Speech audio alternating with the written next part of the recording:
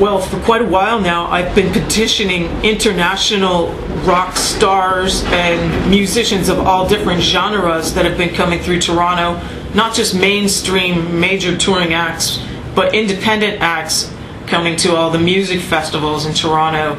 And I wanted to get all the people together to sing. There's healing with singing.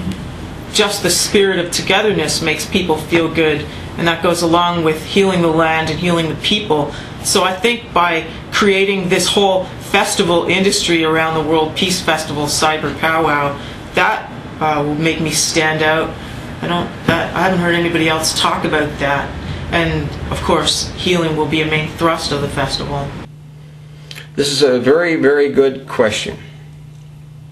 I think the most interesting thing is my ability to lead and get things done. When I last taught at Sheridan, I was evaluated, as are all the professors and all the courses, by the students. It's a mandatory step that they go through. And they are evaluated by an outside company. I got 93.9, 94% for argument's sake, acceptance in my last class. I teach people not what to think, but how to think. And I would like to have the class of 44, the 44 counselors, for 4 years, so that I could learn and teach and see if we can have the most harmonious council and government this city has ever seen.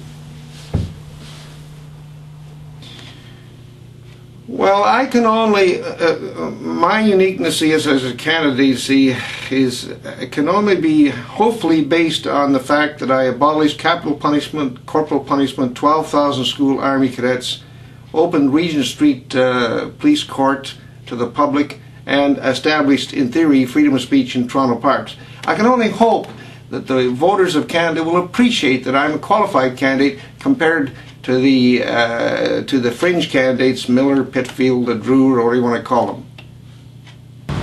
I'm a liberal socialist, which others don't have. I plan to generate revenue by introducing a city tax, introduce certain new additional reforms which would generate that kind of revenue, like legalizing prostitution, escort agencies, massage parlors, marijuana, introduce nudist colonies, swinger clubs, playboy clubs, and also import American cigarettes and import Canadian cigarettes and import American lotteries and export Canadian lotteries to America.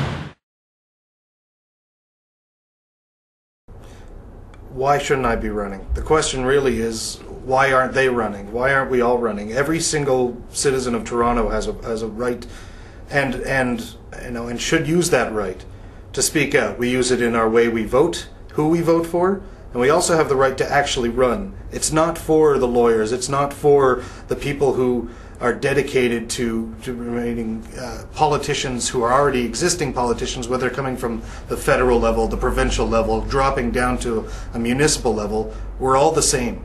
We're all equal, we're all Canadian citizens, we're all Toronto citizens, and we all have that right, we all have the privilege. And why me? Well, I'm just one more voice in the city. I answer that by saying you should be paying closer attention to particular issues. And in my case, the particular issue is waste diversion. I don't know whether you've noticed, it's hot and it's getting hotter. We are warming the climate. If you look at energy use, yes, a portion is used for automobiles. Yes, a portion is used to heat, light, and cool your home. But a vast amount is used just to make the items we consume and then throw away. And what we're throwing away is energy. And that must stop. We must divert everything we consume. Well, I was at a debate just the other day, and there's only 14 of us, more or less no names, fringe they call us, candidates, and I said, I went up, and I had my 4 or 5 minutes, I said, if I had as much exposure of the top 2 or 3 candidates, I'd be ahead of them. And a few people laughed. They actually thought it was funny. You shouldn't judge a book by its cover. because I don't talk or look as if I'm a politician or a businessman, does not mean I'm not qualified. My platform is I'm a liberal socialist. I am interested in recovering the deficit of the city of 2.4 billion and to introduce additional reforms.